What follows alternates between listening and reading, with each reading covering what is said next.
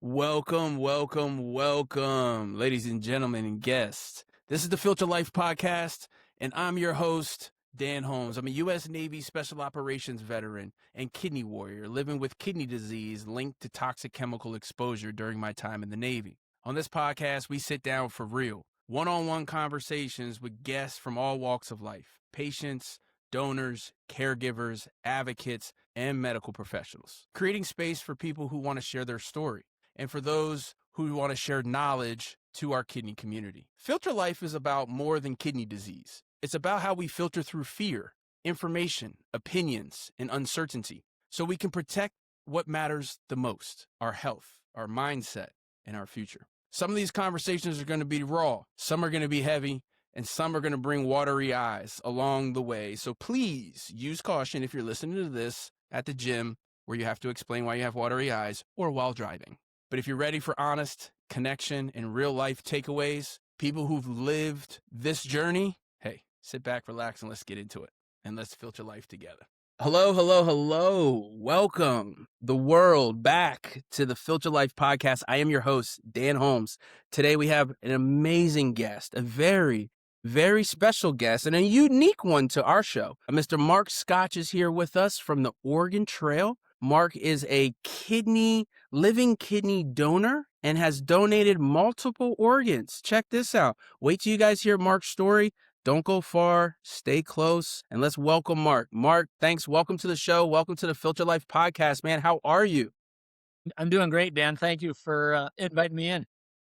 Absolutely, Mark. Man, I'm so happy you're able to stop in today and sit down with us and have a conversation about living donation and what the reality of that really looks like. Now, Mark, we start off our podcast with the title, The Filter Life. What does the word filter life mean to Mark Scotch? I didn't really have an idea, but then as I thought about it, I thought of a filter and life. And to me, the thought that came to me was like a large funnel where you pour a big volume in it, and it filters down to a small opening and very focused, very concentrated. I don't know why that came to me, but that's what happened. Love it, man. That's a natural reaction, right? We're filtering things. We're focusing on that funnel, like you say, and we're taking all that loud noise, man, and we're putting it through a screen and we're choosing and picking and choosing the noise we want to pay attention to. So I love that. I definitely love that, man. Thanks for sharing that. Now, Mark, you have a unique story. You're not a kidney recipient, but yet you decided to save a life. You know, I lived an entire career so others may live. I'm in the Navy. That's the rescue swimmer and our search and rescue motto, so others may live. You donated a kidney and a liver or portions of your liver so that way somebody else could live. Can you tell me a little bit about that, Mark, and what led up to making that decision? Well, it was pretty random. I just happened to have retired. My wife and I retired about 8 years ago. We're on our way to Texas. We stopped at a small town in Louisiana called Natchitoches. And like we're wont to do, we stopped in a local microbrewery and started talking. And I just was talking to the brewer, actually. And then he went back, and there's one other person in the bar, and I just started talking to him. It was a gentleman named Hugh Smith, and my wife was there. We got to talking to Hugh. And after a little while, he said he had to go home. And I said, well, that's kind of early yet, isn't it? And we kind of joked around a little bit. But I could tell he was pretty nervous, and I wasn't trying to pry. I just met the guy. But he was real hesitant. And then all of a sudden, he said he had to go home and go on dialysis. He went on dialysis every night for 10 hours from 8 o'clock till 6 o'clock in the morning. Then he got up and went to work. He was unusual in the fact that he had damaged his own kidneys taking ibuprofen as a jockey. So he wasn't sick. A lot of people didn't even know that ibuprofen can cause prolonged kidney damage. Right. And he didn't know it, obviously. He said all those jockeys were taking it for the bumps and bruises. They didn't eat because they wanted to stay light on the horse. So just big snowball going down the hill, you know?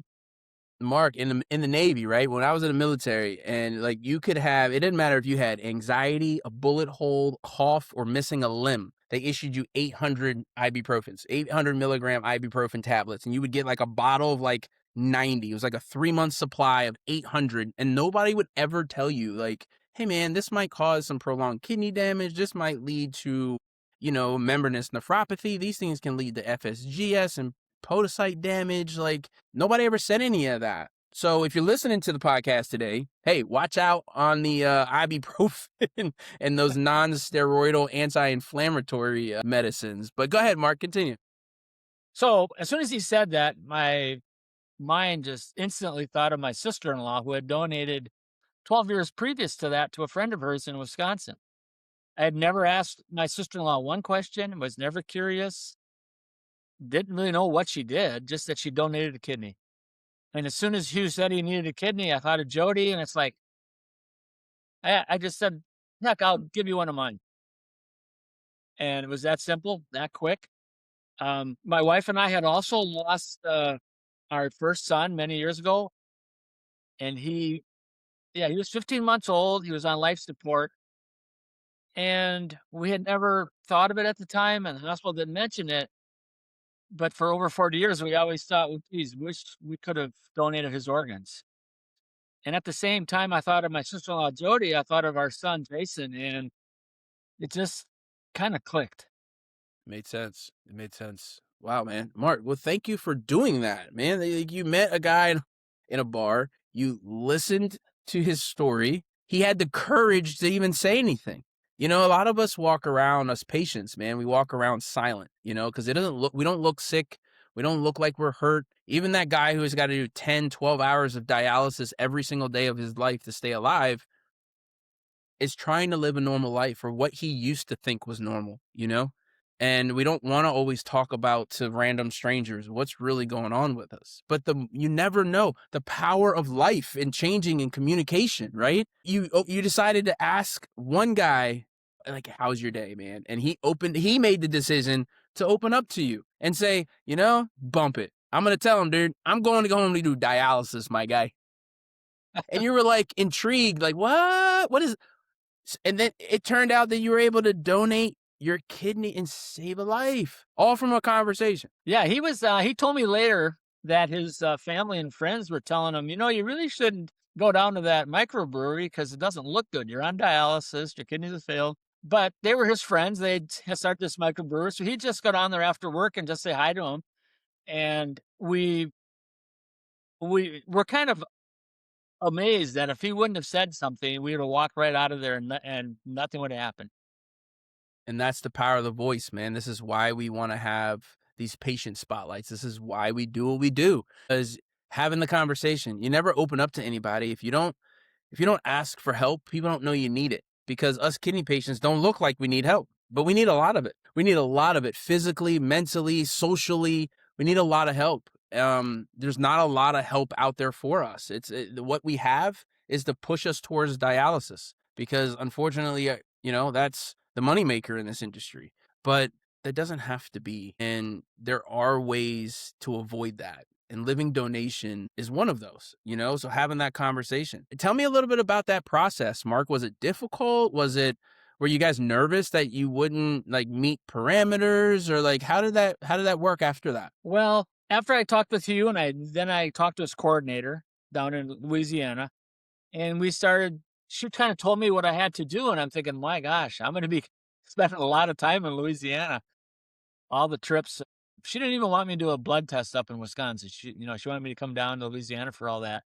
And if Hugh hadn't tried to live his life like you're talking about and be normal, he wouldn't have been in that bar and met me.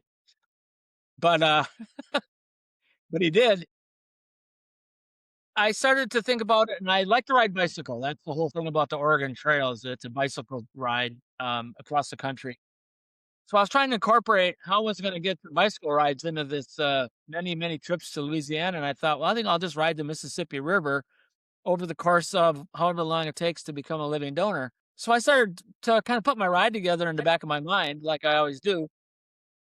And then one day, I read where 13 people die every day waiting for a kidney transplant. And I thought to myself, why not turn that ride into an awareness ride? Because I didn't know that. I didn't know that people are dying every day. My wife didn't know it. our friends we talked to, they didn't know it. And we just all thought that people got a kidney from signing up on our driver's license. That took care of it because we never really heard it. Now maybe we did, but we just didn't. Maybe we heard, but we didn't listen. You know what I mean? It's just out there as noise. How do you filter it? In one ear and out the other. Yeah.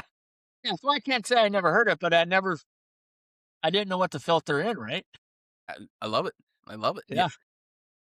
So once I learned about the fact that people are dying every day and I wanted to put my ride together, I contacted the National Kidney Registry because it seemed like that was the site I was going to just randomly to find out how to become a living donor. They seem to have the most technical information.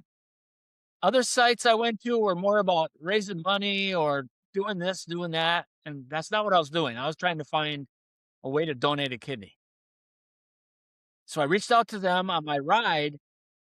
They got back to me through a third party, Ned Brooks from National Kidney Donation Organization. And they mentor potential living donors through the process. So Ned called me up and asked me what I'm doing. I told him. He said, "You don't have to go to Louisiana." I said, "That's cool because I'm wondering why I'm driving through Madison, Wisconsin to go to Louisiana." Learned that Madison had a great transplant center. So he told me about the voucher program. And that was the game. Game changer, dude. Yeah. Because it allowed me to help Hugh in Louisiana do everything up in Madison, all evaluation.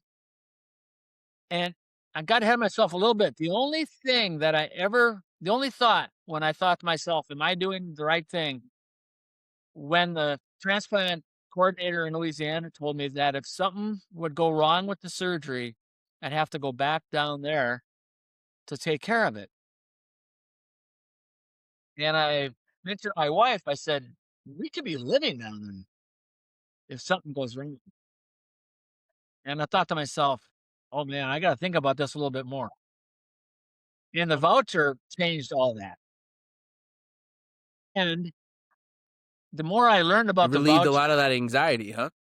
oh gosh, yeah, because I was local. And the power of the voucher is unbelievable. It allowed me to do everything on my own time schedule too. I wasn't tied into a traditional paired exchange.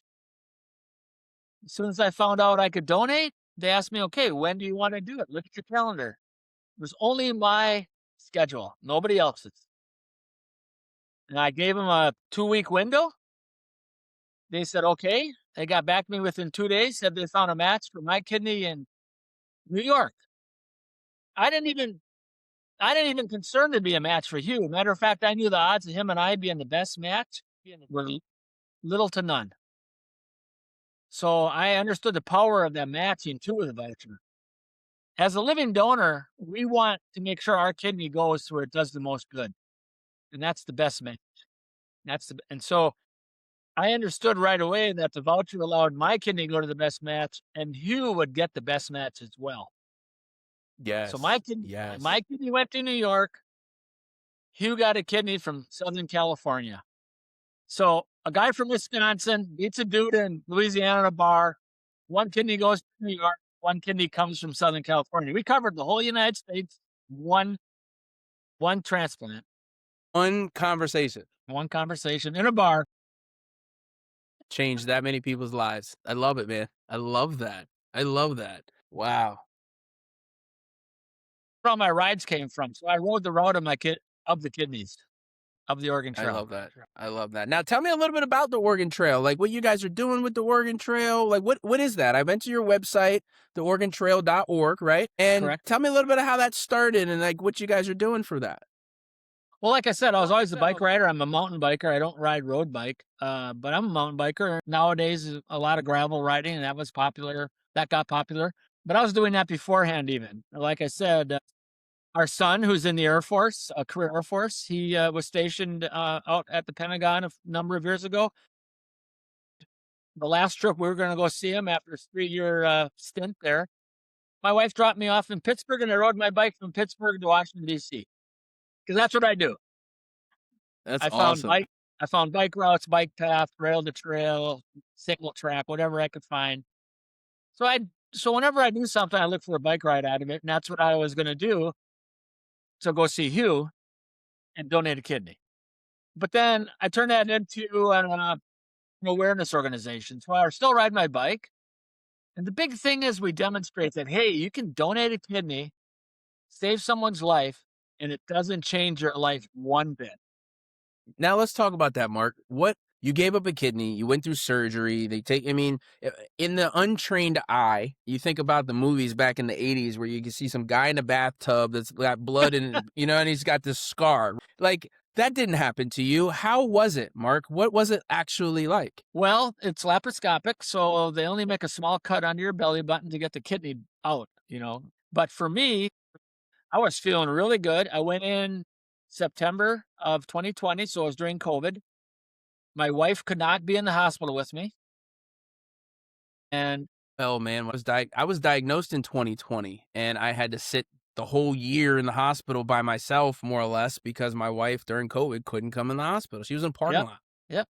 I mean, it kind of helped when I wanted to sleep. I could sleep whenever I wanted to.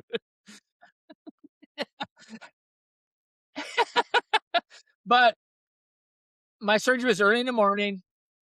By afternoon, I was feeling really good. By evening, they had me walking. What? And yes, and I was feeling so good. I was kind of not really keeping my pain meds up because I was feeling so good. And Madison explained to me, health in Madison is fantastic. They've learned over the years that the less amount of hard pain killing drugs they give a patient, the better they recover, the faster they recover. So they're trying to get away from that. I was feeling so good. Woke up the next morning and I did a few things, and they said, "You can go home if you want," after one night. So my wife drove down, picked me up. We had about a 90-mile drive, 100-mile drive home. And when I got home, I was beat. She didn't show up at the hospital with a bike and go, "Hey, ride home," did she? No, there's a funny story about that. If we have time, I'll tell you that part. Yeah, absolutely, for sure. But I probably shouldn't have backed off of my painkillers. Maybe I should have stayed 2 nights. When my wife eventually donated her kidney, she decided to stay 2 nights because of what I went through. But my wife donated about 3 years after I did. She started the process early, but because of complications, things took a little while. But she donated in January of 2023, and they sent her home with Tylenol. Now, Mark, After talk to me about some complications because we know that anytime you give up an organ or have go under the knife and go through surgery, there's always a risk of complications and things that could go wrong. And of course, it's the fear, right? That's a lot of what keeps people from doing what you and your wife so graciously have done. What are some of those complications that you guys had experienced? But you're absolutely right. It's major surgery that should not be taken lightly. Uh, you really got to think about it. But I hate to use the word, but it's almost become routine. I understand that having a baby is more dangerous than donating a kidney right now. Sounds crazy. But one of my good friends, who's actually in the service right now, he went and donated a kidney for a friend, and he had to go back in because there was some internal bleeding. And I tell you, the top of my head almost blew off because I almost felt responsible because I'm the one that taught him about living donation, and he went in, and I never ask anybody to become a donor. I just tell them my story. When my wife decided she wanted to donate, I try not to influence her to the point of she asked me if I was excited about her becoming a donor. I said, "Yeah, but I don't want to influence you. You got to make the decision yourself." So there is a danger, like anything, but the staff at UW Health gave me so much confidence. They're so professional. They have an extremely rigid evaluation program to make sure that you can donate and also live on one kidney after. Now, talk to me a little bit about the aftercare. It seemed like you recovered pretty fast from the laparoscopic surgery. What was the aftercare like after the initial surgery recovery? What was like the next couple months like? Any difference? Any big changes? Well, the only requirement was you're put on a weight limit so you don't get a hernia because they have to cut your the bottom of your, right below your belly button to pull the kidney out. They don't want you to have a hernia, so you're on a 10-pound weight limit for, I think, around 6 weeks. But after 2 months, typically everybody is pretty much normal. Wow, I love Yeah, that. yeah. And you're back on your bike. How long was it before you took your first ride? Well, I kinda cheated a little bit, and I got on a little early. I'm not gonna say when, because there's always somebody that wants to beat you, you know? You always want to do something a little bit quicker and faster. I thought Think the average bike enthusiast might be able to return back to their sport of choice. How long do you think? 3 to 4 or 5 weeks, something in there. That's amazing. Yeah. That's amazing. The problem really wasn't the biking aspect. What my doctor told me is get off that bike because if you happen to crash, if you car pulls out Mm, in front of you or something like that, it could be bad because your incision still hasn't healed properly. Yep, I understand that fully. But you could walk as much as you want. You could walk as much as you want, as long as you want, as long as your body could stand up to it. Now, talk to me a little bit, Mark, about what it took to qualify for this. Did you have to be in a certain type of health condition? Did you have to do any like when giving? I know when you receive an organ, you have to. There's a lot of stipulations in order to receive an organ. You got to have a certain BMI.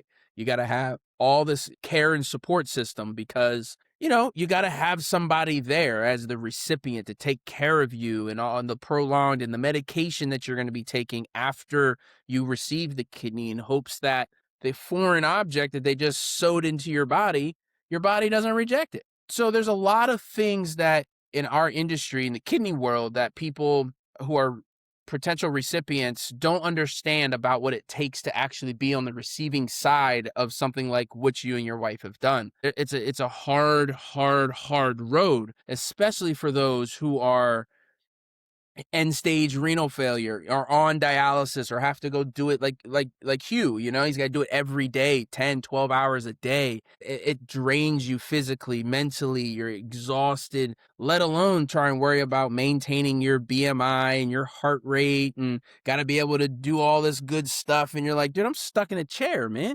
You know what I mean? Is there any kind of things that you had to do, Mark? I know you're really physically fit because you ride this bike and you have been, but is there something that they were looking for you to be of an athletic posture, I guess? I don't know. Actually, no. And I'm not, if you saw me, you wouldn't call me an athlete. You rode your bicycle from Pennsylvania to Washington, D.C. That's athletic. Well, it just means I got a good cardiovascular system and my legs are strong. And my butt, the most important part, my butt is. Your butt is strong, yes.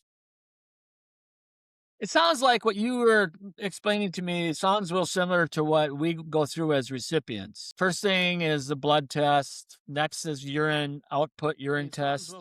Then if you can get past those two, of course, let me back up just a little bit. There's you know, a general information like have you ever had cancer or things like that. What kind of medication are you on?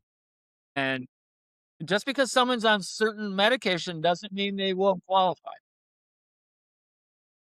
You can still go in and get evaluated or talk to somebody and let the doctors decide on it. But yes, had to go have a stress test, an MRI, CAT scan, all the typical things. A psychological evaluation. They kind of want to know why you want to donate kidney to a complete stranger. You know, 20 years ago. Well, 20 years ago, believe it or not, they thought people were a little mentally ill because they did this. I can see why they would think that. Yeah. I also think the opposite, though. Like, why would you not? If you can save a life, why wouldn't you? Well, that's how I felt about it, and that's how a lot of people feel about it. But they want to make darn sure that when a person donates a kidney, they don't have any regrets afterwards, physically or mentally. Yeah. So it's a Now, very Mark, you were stringent.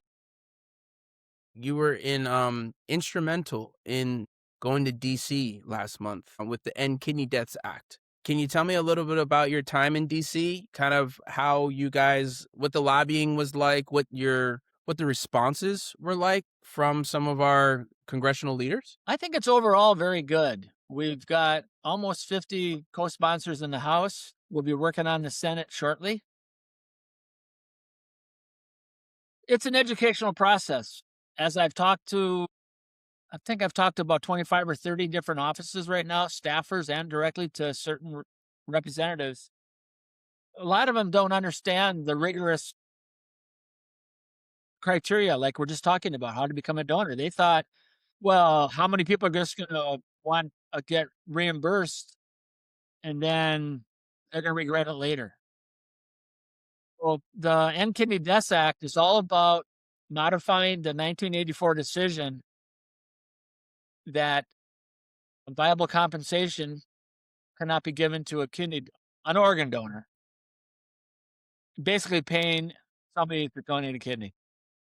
Back then, there was a certain amount of black market stuff going on.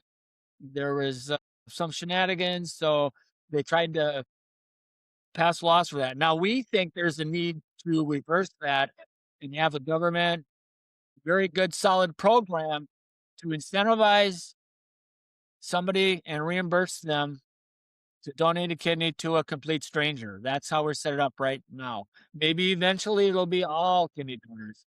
But right now it's to a complete stranger.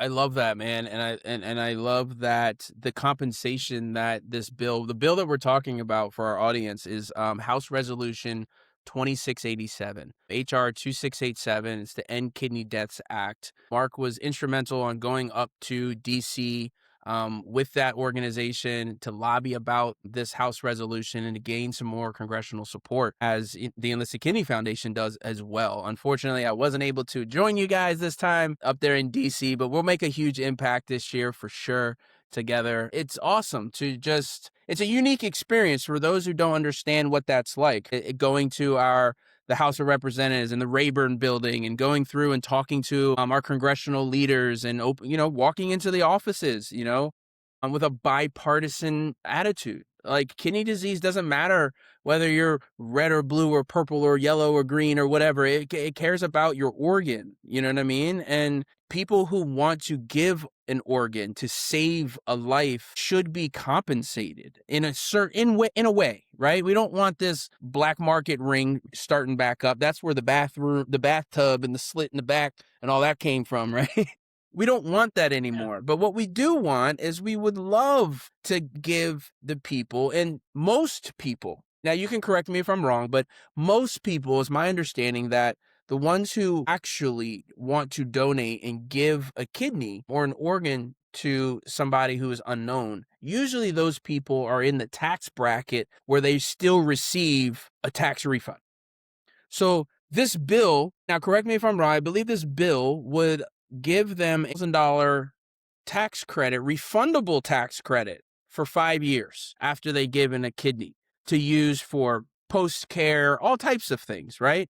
Compensation for saving somebody's life. I mean, look, everywhere else in our country, we get compensated for our selfless acts of service. I was compensated in the military when I decided to serve my country. I was compensated by my community when I decided to work in law enforcement. I was compensated, for any kind of good deed, more or less. You can give blood and sperm and eggs, and you can donate all types of things that we give compensation for, and we recognize that. But a person can give up one kidney in this life, and you can only do it one time.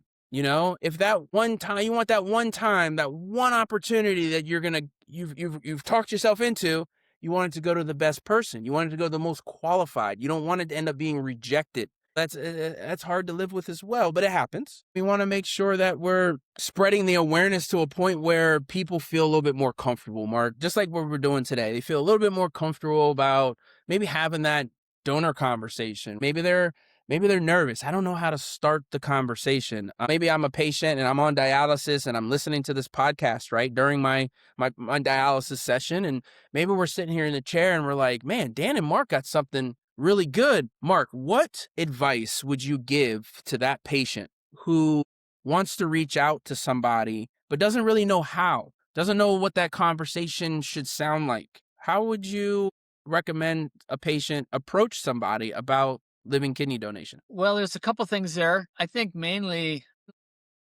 it doesn't have to be asking everybody that you know that you need a kidney. You just bring it up in conversation per se. There's an organization, I think it's called One Step, First Step, or First Step, or First Step. Next step, next one. I work with them very Yes, closely. yes. And Brian. they have kidney conversations, and they kind of teach people about that. I think it's just don't be afraid to talk about it. You don't have I to love it. dwell on it. You don't have to go, spend all day talking about it, but let people know. And also, Yeah, for sure. Let people know what's going on around you. That was the way that I really got when I was diagnosed. That I ended up getting some really good help and found some really good community, was opening my mouth and telling people what was wrong with me. Because if I was missing a leg and I was in a wheelchair, obviously people would look at you and they're sympathetic and do you need help? And let me help you get up, or let me get this door for you. But a kidney patient that walks into a grocery store and goes to sit down in one of those grocery carts and drive the little buggy around the store, you look weird. You look like you're taking advantage of the system, especially when you park it up front in a handicap space and you get out and you walk in with no issues. It looks some kind of way. But that awareness that we're trying to give to people to recognize that you can look like you don't even know.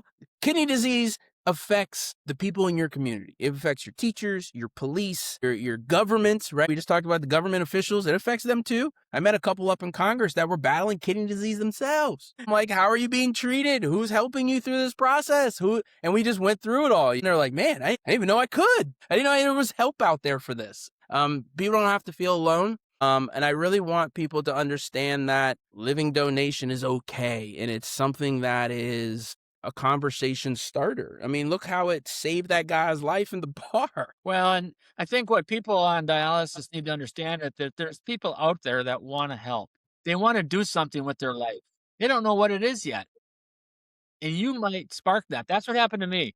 I had just retired. I kind of wondering, hey, what am I going to do now? I'm getting on in years, what am I going to do? And even if I couldn't donate, the thing people have to remember is that maybe I would tell somebody else. You've got to understand that not everybody can be living kidney donor. So don't look at people like, oh, they don't look like they can donate a kidney, but maybe their wife could. So don't be afraid to talk to everybody. Don't prejudge. I want to make a couple comments about what you said earlier too, Dan. I believe that the bill is set up that whoever donates to a stranger, no matter their tax bracket, will get reimbursed $10,000 a year for 5 years for a $50,000 total. So even people that don't make that tax bracket, they're under that, below it, don't worry, they're going to still get compensation. You made a couple other good points too about, and I use this in Washington. We used to I'll have volunteer fire departments. My dad was a volunteer fire department. So what do we do now? We pay people to run into burning buildings and save strangers. So We the do. You know compensation. what? My son is actually at EMT school right now as we speak. It's been sponsored by our local county fire rescue department, and they're putting him through school right now as we speak for him to be a firefighter. Go figure. And I got my disease from fighting a fire, man. You tell me the anxiety that I have for my son. But hey, we all walk our own path. Not every firefighter has kidney disease. It is prevalent though in those first responders because of the chemicals that they work with. But yeah. A couple other things too on Washington D.C. and the bill. If everybody listening to this can go to the End Kidney Deaths Act website and learn a little bit about it, and if you're in favor of it, sign the petition. You would not believe how helpful that is. When I'm in Washington, I'm from Wisconsin. My representative is a co-sponsor, but everybody else that I talk to, I'm not their constituent. And if we know people have signed the petition, we put their names on that sheet. So when I go in there, I'm speaking for those constituents. So please sign the petition. fully 1 out of 3 to 4 people that I talked to in Washington last week, staffers, have a kidney story. I ask them about it. One guy's dad was on dialysis. One woman's brother. One woman started asking me questions, and I knew what she was gonna tell me at the end of the story. She has a friend that's on dialysis. She wants to learn how to become a living donor. 1 out of 3 to 4 people I talked to in DC. This is everywhere. You're right, Mark. And I appreciate you for bringing that up because it's super important. Now, let's talk real fast about becoming a living donor, right? Maybe we've inspired our listeners today. I hope, maybe just one. That's all we really need to save one life today is we inspire one person to take one step forward, right? Filter out some noise, filter in the aspect, or let's just start thinking about what would it be like if we donated a kidney? Where do I start? How do I start? Me personally, I would say go to the National Kidney Registry website, nkr.org. For me personally, that's what I tell people. You can get on there. There's a quick questionnaire about your overall health. They get that, they'll look at it, and they'll get back to you either way. They will help you with mentoring so you know what to do when you go to a transplant center. You can go to a transplant center first, but I find people have better results going to nkr.org or nkdo.org because they're mentoring organizations. It's 8 times more likely that someone's going to follow through and become a donor if they have a mentor. Just like you were talking about mentoring recipients, I could talk about my experience with delays, some of the things that happen, the stories I've heard with other people. So having a mentor and getting connected with NKR to me is then you can learn about the voucher program, and I guarantee you it's a game changer in so many ways. Are there any stipulations for that voucher program that would like automatically disqualify somebody for that? Not if you qualify to donate. Okay, that's Yeah, awesome. That's I would awesome. encourage, even if you want to donate to a friend or a loved one, consider the voucher. There's a lot of reasons why to go through the NKR. You've got patient protections. You've got lost wages that might be covered because you're donating. There's a ton of things on that website. In order to qualify for kidney donation, is there anything right off the rip that that disqualifies somebody? Like if you're diagnosed with cancer, if you're on a chemo drug, or if you've ever taken this, or is there anything that right off the rip that would just straight off disqualify? Like people ask me all the time, hey, I used to coach high school football and I used to put a lot of guys into the military and help them with their careers. And they would come, hey, coach, what's something they're going to tell me no right off the rip. And I'm like, well, if you get a tattoo on your face, nobody in the military is going to hire you. Is there anything that is straight, like, no matter what, you can't donate? Well, I'll tell you a little story. When I was trying to learn how to become a donor, I was reading a lot, and Hugh was calling me almost every day. He's super excited. And I read that 1 out of 1,000 people are born with one kidney. And Hugh called me that day, and he was so excited. And I said, Hugh, there's a good chance I only have one kidney. So as far as I know, if you don't have cancer right now, you don't know, and if you don't know you have 2 kidneys, just get evaluated. That's all I say. Just get evaluated. Yeah, I you'll love find that. out soon enough. I love that. And it doesn't cost anything? Do I have to get my medical insurance involved or any of that kind of stuff? How does that work? No, the recipient's healthcare takes care of all of it. The donor does not use their own healthcare. And if I would ever need a kidney, or my wife or anybody that donates a kidney, they would get priority to get a kidney. So you're saying that if the one kidney that you have left, if that kidney fails, you're on the list for next up, maybe? Or With the priority? NKR, with the NKR, you will get a living kidney. Some transplant hospitals will tell you will get a kidney. It may not be living. It may be a Gotcha. deceased kidney, but you will be given priority no matter where you are. Oh, that's huge, man. That's huge. It's a little reassuring, right? Is that like, well, if I only got one, you know what I mean? Like it's a little reassuring. I don't know the stats nationally across all the transplants, but I know at NKR, I think they've facilitated around 12,000 kidney transplants since 2008 or 9, and not one person has needed a kidney. One living donor has needed a kidney. That's how stringent the hospitals are during the evaluation process. So anybody that's looking to donate, these are things you should try to learn about to give you confidence that what you're doing is going to be fine. Man, wow. That's impactful, Mark. It's impactful, man. I don't know about riding from state to state, but man, what you do is impactful, man. And the word that you spread, it's just amazing to me that, like, I had never thought, even before I had kidney disease, right? It never crossed my mind that I would give another human an organ. Like, I always thought, "Nah, I got 2 kidneys for a reason, probably need them."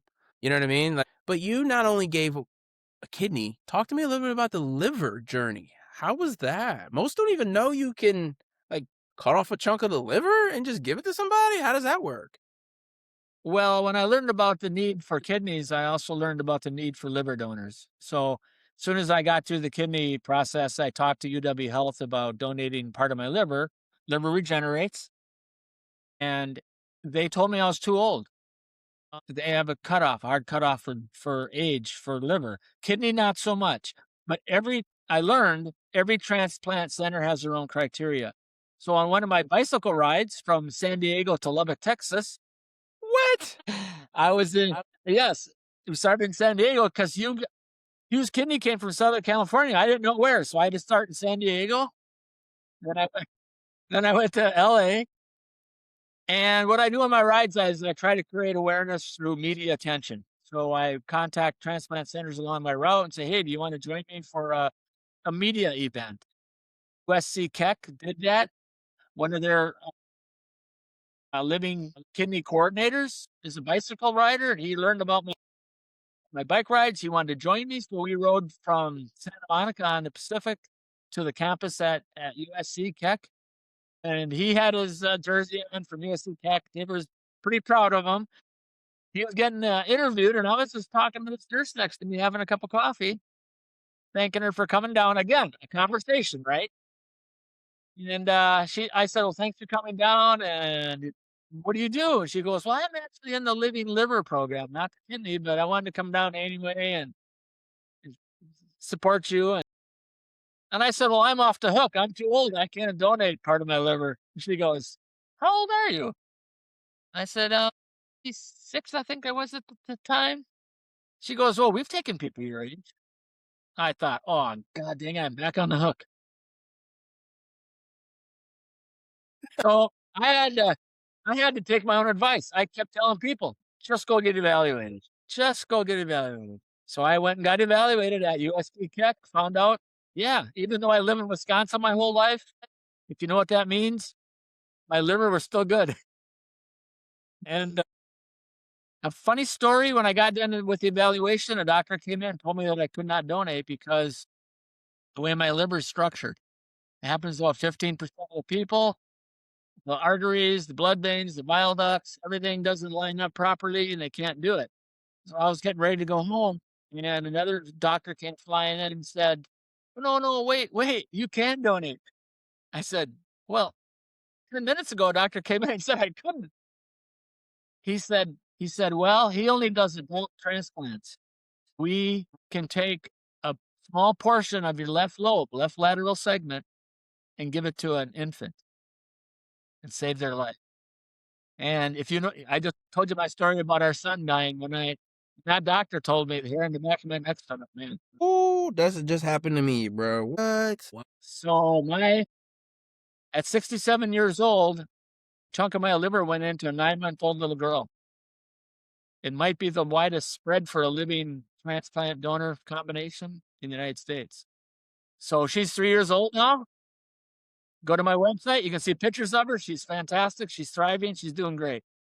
Dude, that's amazing, Mark. Wow, just thank you. I don't know how else to say that, man. Thank you for saving those lives, man. Like, the people's families, you know what I mean, that have an infant that anyway, I can only imagine, man. It humbles me a little bit to hear these stories, about people who just want to do this selfless service. I thought a selfless service was going to war. In its own right, it might be, but I don't know, man. Giving up a piece of your body to save another life is pretty selfless. I don't know how much more selfless it gets than that. I love every aspect of it, man. Mark, as we close up our podcast episode for today, I want to bring us back to the beginning. I want to bring us back to the distractions, the funnel, the screen, and the things that we point ourselves at. I want to take a minute and talk a little bit about FilterLIFE, what that means, what that might mean to us, and what that might mean to the person living or listening to us right now, and how they might be able to live a filter life themselves and take on this motto and change the way that they walk out of that dialysis clinic and view the world. So after our conversation today, tell me a little bit about how you could perceive living a filter life today. Well, I think there's two perspectives. One, of course, is the recipient. One, of course, is the donor. And for the last 5 years, I pretty much have been doing that. I had some friends call me just a couple days ago. Some really good friends of mine in Wisconsin. Her brother and another friend of theirs both need a kidney. They're both going to be on dialysis. So I sent them the NCare website link, told them exactly what to do to get started. Just on the recipient side, I can't really put myself in their shoes, but I can say just keep the hope, just keep the faith. Somebody out there would love to help you. And there's more than one person. So don't be afraid to talk about it. Do the things you need to do to stay healthy so when that day comes, you're ready to go. On the donor side, I just feel grateful that I was healthy enough to be able to help you and Selena, the little girl. I didn't do anything on purpose. I just was living my life, and a door was presented to me, and I went through it. You dove through it, man, twice. You dove through it twice. I love that initiative. And you're absolutely right. I mean, these are the things that we have to, as the public, right? As community, we have to be able to have these kind of conversations. We got to be able to talk to thy neighbor. We got to be able to have, not be mad at our neighbor. Maybe your neighbor needs help. Maybe your neighbor's dealing with the need of a kidney transplant or a liver transplant, and they don't even know that their liver can regenerate. Maybe they didn't even know that. Or maybe the person who wants to give, like you did and your wife did. And man, I think, like we talked about earlier, when you see that spark in somebody else's, when you light that spark, you gave this infant child who spark was going out, and the family spark was going out, too real what that feels like. And for you to reverse that for somebody and for that person's family is world changing. That's world changing. I think that little human is going to grow up and be the best thing this world's ever seen. I love the fact that we can sit here today and have an open conversation about kidney donation, not just the benefits of kidney donation and organ donation, but some of the trials and tribulations we go through that we acknowledge, because anything that we give up, sacrifice, it comes with a cost. Like you said, you thank yourself for being physically fit enough to be able to save that life. And I can tell you that training even my son in through EMT school and myself through the search and rescue operations and our training, it was important. We had to work at it every single waking moment to make sure, because you don't know when that call is going to come. So we needed to know that no matter the call, no matter the time, we could go and save a life so that others may live. We were in the healthiest condition we know our bodies could be in, so we can physically get to that survivor, to that person, to save that person's life. So maintaining a healthy diet and a healthy life regimen and getting on your bike every once in a while. I don't know about going state to state, but if you can, do it. But getting out, I like to ride my bike on the beach. I have these big fat 4-inch tires. It's an electric assisted bike, so it's really easy for me to pedal because I got a lot of back issues, and I like it. It gives me peace and serenity, and it allows my anxiety to flow off. And I just go out, I put my headphones in, and I zip, and the beach goes from Florida to Maine. I don't know. Maybe we do a beach tour on bikes one day. It would be cool, and just make little stops on the way. Well, I'm on the coast of Texas right now, and I got my fat bike with me from Wisconsin that I use in the snow, and I run it on the beach just like you do. Well, Mark, anything last closing statements you want to tell to the public? Anything you want to tell the people before we go ahead and close out? Yeah, two things. One, I'm really serious about this petition. Please go to the endkidneydeathsact.org, and if you support the bill, if you think you agree with our mission, please sign the petition. It helps us immensely. Secondly, if you're interested in following the Oregon Trail, you can go to theoregontrail.org. I have a ride coming up this April 29th. I'll be leaving from Denver and going to Wisconsin. Whoo! I rode the routes with the kidneys for my donation and my wife's donation, and this is the second half of the liver story from LA back to Wisconsin. We did LA to Denver last spring. I went from LA to Phoenix to Vegas to Salt Lake to Denver. Crossed over 2 mountain ranges. Wow. Now I'm going downhill from Denver to Wisconsin. It's going to be all gravy, man. No more uphills, bro. It's the thing I love about being in Florida, man. Everything's flat. But people can